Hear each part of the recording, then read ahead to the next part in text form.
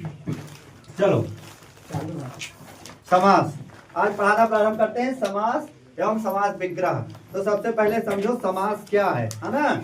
लिखना प्रारंभ करो, परिभाषा लिखो समास की, हेडिंग डाल लो समास। लिखना प्रारंभ। दो या दो से अधिक शब्द, दो या दो से अधिक शब्द मिलकर, दो या दो से अधिक शब्द मिलकर जब एक नया सार्थक शब्द बनाते हैं तो उसे समास कहते हैं। दो या दो से अधिक शब्द मिलकर जब एक नया सार्थक शब्द बनाते हैं तो उसे समास कहते हैं। जैसे उदाहरण में लिखिए,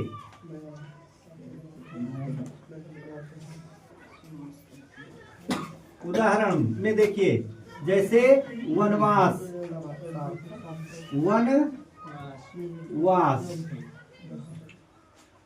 अच्छा, वन भी अपने आप में स्वतंत्र शब्द है और वास भी, है ना। वास माने कहीं निवास करना, रहना, और वन माने वन, है ना। तो दोनों स्वतंत्र शब्द है कि नहीं है। तो इसमें अब इसका अर्थ क्या हुआ, वन में वास, वन में रहना, है ना, वन में वास। देखो अब यहाँ दो शब्दों ने मिलकर एक नए शब्द को उत्पत्ति दी है, एक नए शब्द को जन्म दिया है। वन और वास ने मिलकर वनवास मतलब वन में रहना, इस बात को दिखाया है। अच्छा, जैसे और देखिए नंबर 2, राजपुरुष।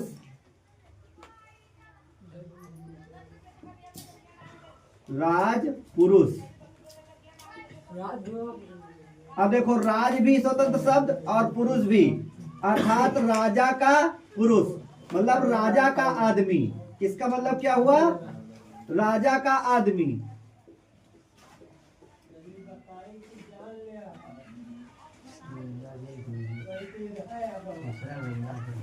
समझ रहे हो। जैसे राज और पुरुष दोनों ने मिलकर एक नए शब्द को जन्म दिया, राजा का आदमी। इस प्रकार से इससे समझ में आए। अगर इसको अलग अलग कहें तो ये अपने आप में एक स्वतंत्र शब्द भी है, राजा अलग है और पुरुष अलग है। इस प्रकार से नंबर 3 देखिए, गंगा जल। जैसे गंगा जल, यहाँ पर भी गंगा अलग और जल अलग। गंगा एक नदी का नाम है और जल पानी, अर्थात गंगा का पानी। इसका क्या अर्थ हुआ, गंगा का पानी। इससे यह बात स्पष्ट हो गई कि जब दो शब्द मिलकर एक नए सार्थक शब्द को जन्म देते हैं तो ये पूरा समास कहलाता है। ये प्रोसेस क्या कहलाती है, समास। समझ में आई बात। अच्छा, अब देखिए समास विग्रह। हेडिंग डालिए समास विग्रह।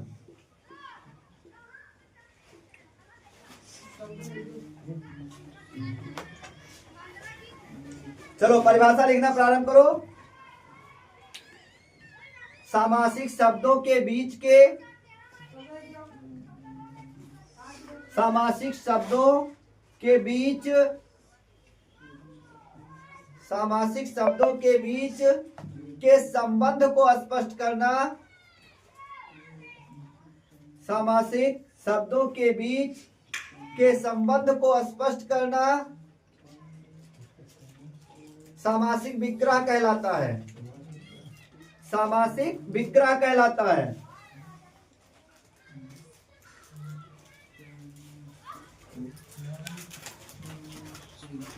जैसे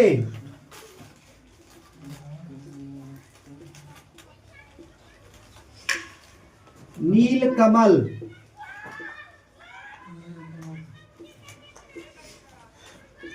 अर्थात कमल के समान नीला। इसका मतलब क्या हुआ, कमल के समान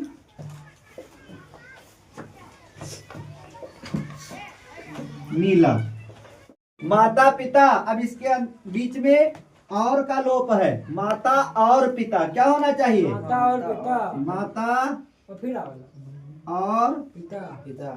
काटक है। ये समास के मुख्यतः 6 भेद हैं। देखो समास के मुख्यतः 6 भेद हैं। नंबर 1 अव्ययी भाव समास। नंबर 1 अव्ययी भाव समास। नंबर लिखना प्रारंभ करो। समास का मुख्य छह भेद। लिख रहे हो? नंबर 2 तत्पुरुष समास।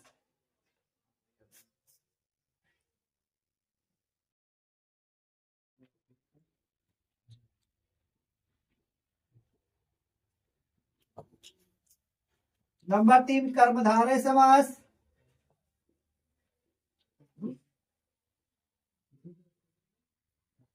नंबर 3 कर्मधारय।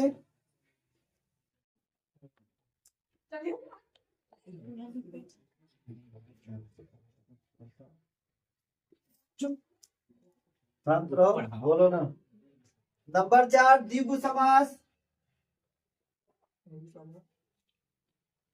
द्विगु समास।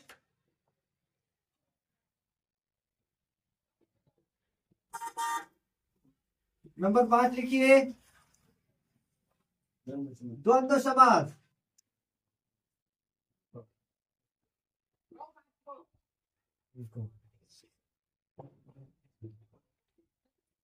नंबर 6 बहुव्रीहि समास।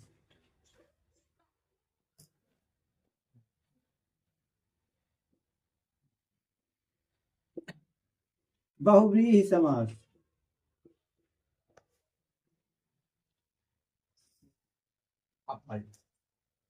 अब चलो, अब एक एक 6 के बारे में पढ़ाएंगे एक एक करके।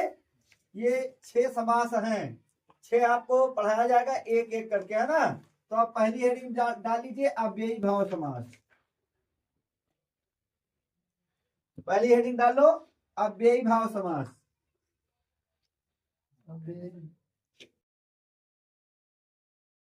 अव्ययी भाव समास। चलो परिभाषा लिखो। परिभाषा लिखो अव्ययी भाव की। इसमें पहला पद प्रधान होता है। इसमें पहला पद प्रधान होता है तथा बाकी समस्त पद अव्यय की तरह काम करते हैं।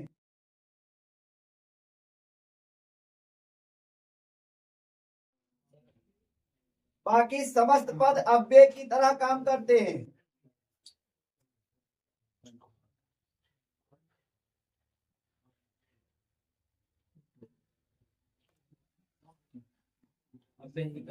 अव्यय की तरह काम करते हैं। जैसे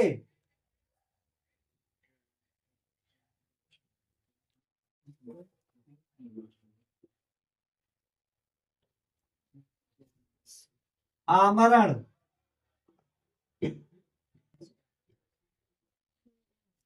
जैसे आमरण, जैसे प्रतिवर्ष,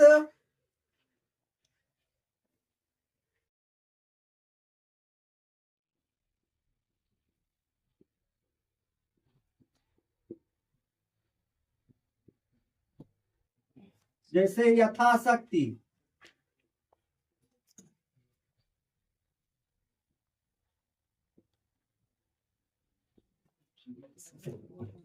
आमरण माने मरने तक, मरण तक।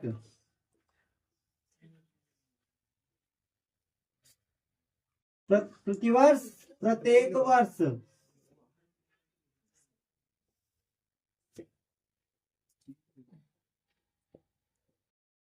अब देखो यहाँ मरण इसमें प्रधान है, इसमें प्रत्येक प्रधान है। यथाशक्ति, शक्ति के अनुसार। इसका मतलब क्या है? शक्ति के अनुसार।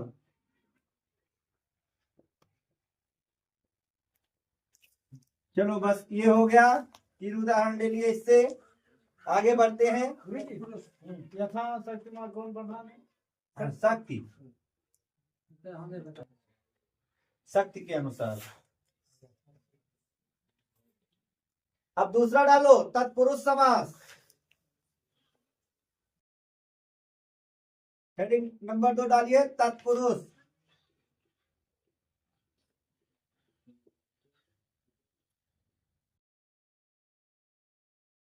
तत्पुरुष समास।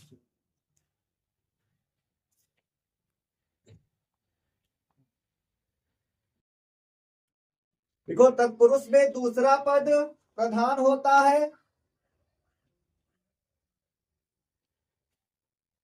देखो, तत्पुरुष में दूसरा पद प्रधान होता है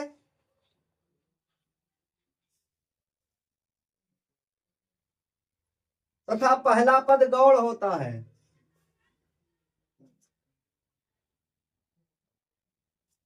तत्पुरुष में दूसरा पद प्रधान होता है तथा पहला पद गौड़ होता है।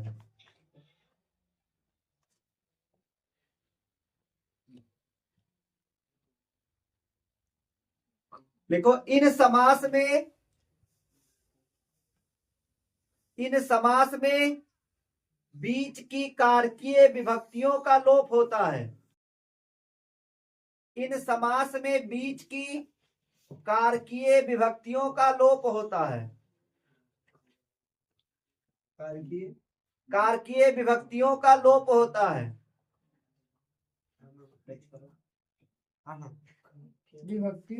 विभक्तियों का लोप होता है।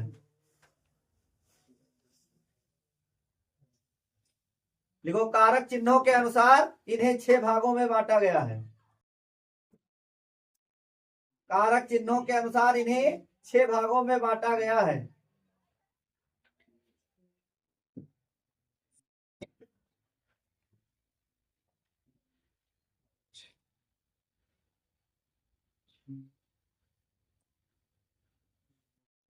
कारक चिन्ह कौन कौन से हैं?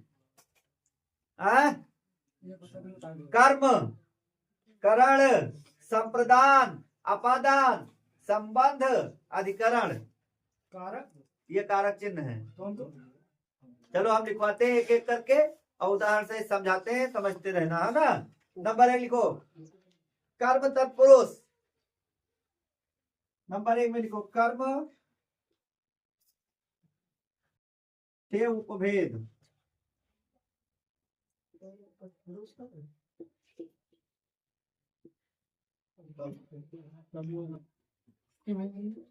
कारक चिन्ह के अनुसार कहाँ लिख लिए हो तुम लोग, है ना?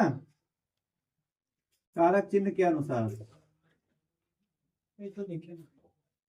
चलो, नंबर 1, कर्म तत्पुरुष।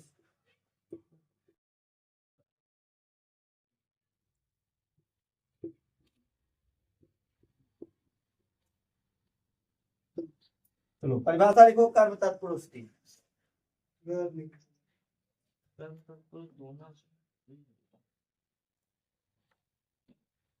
जिसमें कर्म की प्रधानता हो, को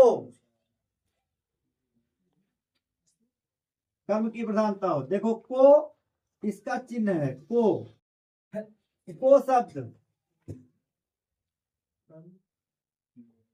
कर्म की प्रधानता हो, को शब्द इसमें प्रधान है। कर्म की प्रधानता को इसका मतलब कारक कर्म ये दर्शाता है। को से ही कर्म को दर्शाया जाता है, को, है ना?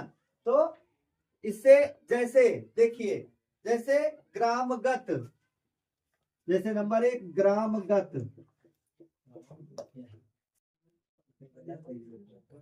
ग्रामगत का मतलब गांव को गया हुआ। ग्रामगत का क्या होगा?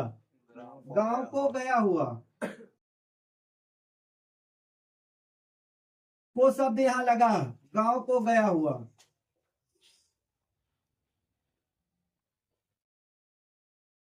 गांव को गया हुआ। जैसे मरणासन्न,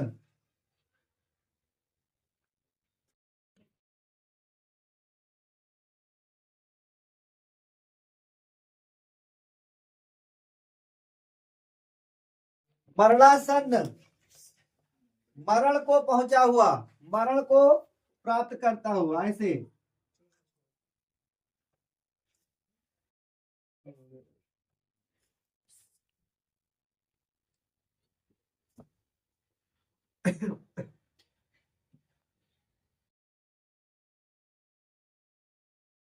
कर्म तत्पुरुष का चिन्ह क्या है? को। क्या है? को आएगा। समझ रहे हो? को आएगा। जो भी उसको हम विग्रह करेंगे तो उसमें क्या आएगा? तोड़ने पर को आएगा। अच्छा, जैसे कष्टापन्न,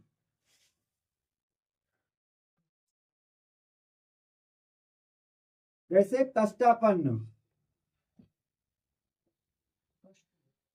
कष्ट को प्राप्त हुआ, कष्ट को प्राप्त किया हुआ, क्या हो जाएगा? हाँ,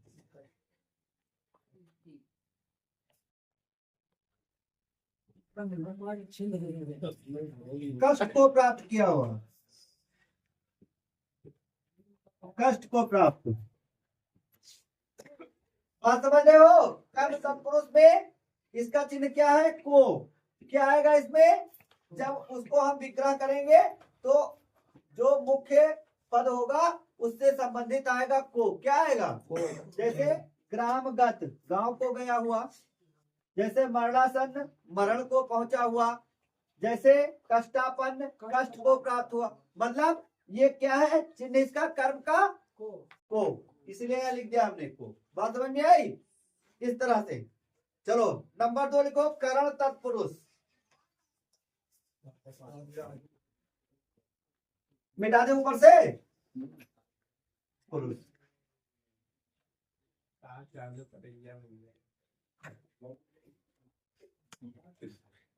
नंबर 2 करण तत्पुरुष। से के द्वारा, इसका चिन्ह क्या है? से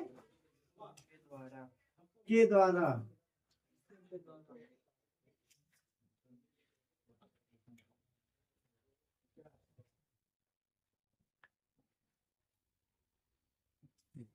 जैसे हस्तलिखित है? नहीं, करण के द्वारा मतलब कर्ता के द्वारा। और क्या? हस्तलिखित,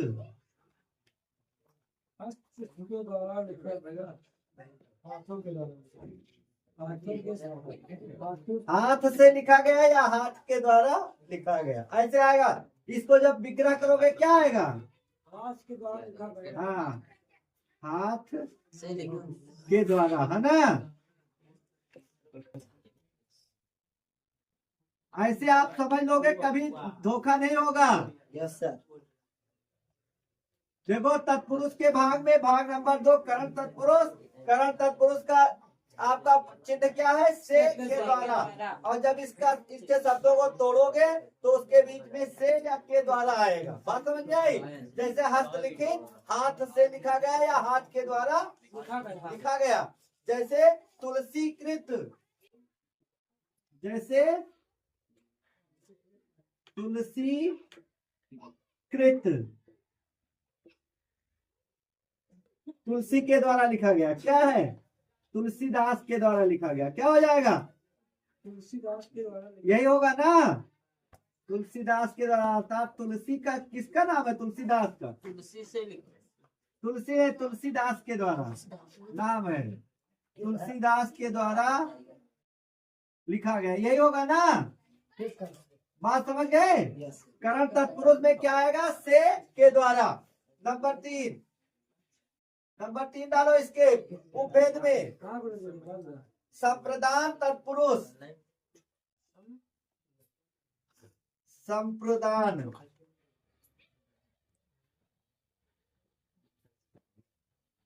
संप्रदान तत्पुरुष।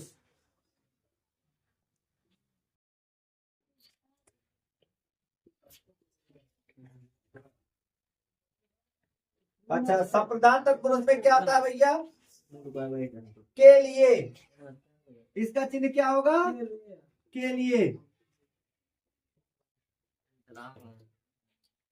जब इसका विग्रह करोगे इसके शब्दों को तो उनके बीच में आएगा के लिए। जैसे देवालय, जैसे नंबर 1 देवालय। अच्छा, देवालय को अगर तोड़े तो देवों के लिए आलय, मतलब देवों के लिए घर। बात समझ गए? देवों के लिए घर अर्थात मंदिर आएगा, लेकिन उसको तोड़ोगे तो यह आएगा देवों के लिए घर। देवालय,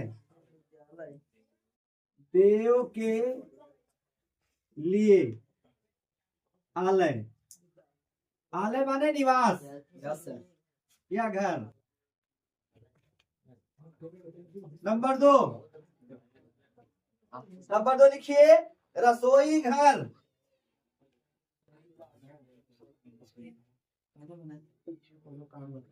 रसोई घर तोड़ोगे क्या आएगा? रसोई के लिए घर।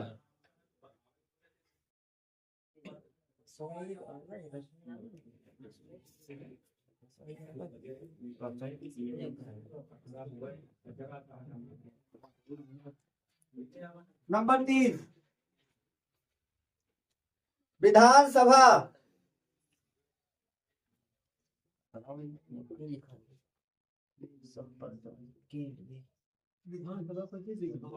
विधान के लिए सभा। हाँ? संविधान के लिए सभा, विधानसभा।